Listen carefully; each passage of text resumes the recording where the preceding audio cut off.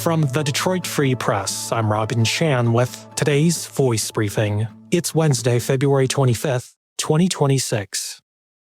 For the Detroit Free Press, I'm Keith Matheny. Hundreds of demonstrators gathered outside of Romulus City Hall Monday night, declaring loudly and clearly their opposition to a proposed U.S. Customs and Immigration Enforcement detention facility at a warehouse building in the city. The U.S. Department of Homeland Security earlier this month confirmed its acquisition of a warehouse building on Cogswell Road, part of a $38 billion effort to install detention facilities throughout the U.S. as holding facilities in the deportation process of migrants. The Romulus City Council on Monday unanimously passed a resolution opposing a detention facility in the city, stating it was incompatible with the community and posed potential economic and public safety harms. A Homeland Security statement to the Free Press earlier this month stated the Romulus facility and its construction were expected to bring more than 1,400 jobs to the area, would contribute nearly $150 million to GDP, and more than $33 million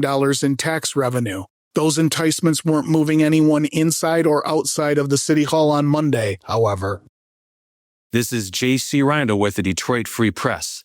Detroit City Council has approved a cash settlement in a land condemnation case involving a prominent landowner and his bundle of properties near City Airport. Council members voted unanimously on February 24th to pay the $444,000 settlement to owner Michael Kelly. The money will go to acquiring Kelly's 28 vacant parcels that are adjacent to the main runway at the East Side Airport. Kelly bought some of the parcels for just $500 apiece at Wayne County's tax foreclosure auction in the mid-2010s. The city says it needs the land to expand the safety zone around the airport and build a new air traffic control tower. The FAA is supposed to reimburse Detroit for 95% of the settlement's costs. I'm Frank Witzel with the Detroit Free Press.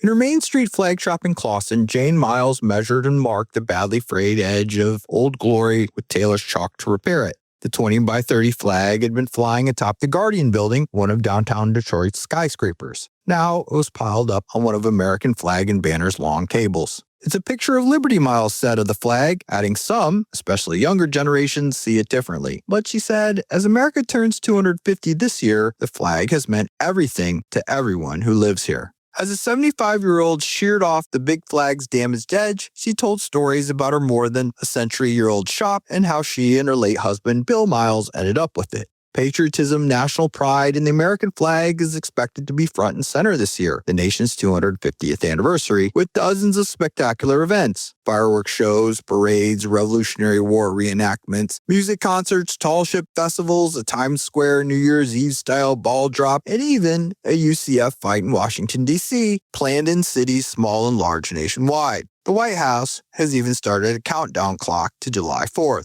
Miles also wondered how big of a role her suburban shop would play. Find more from the Detroit Free Press on freep.com. That's FREEP.com. Thank you for listening, and you'll hear more from us tomorrow.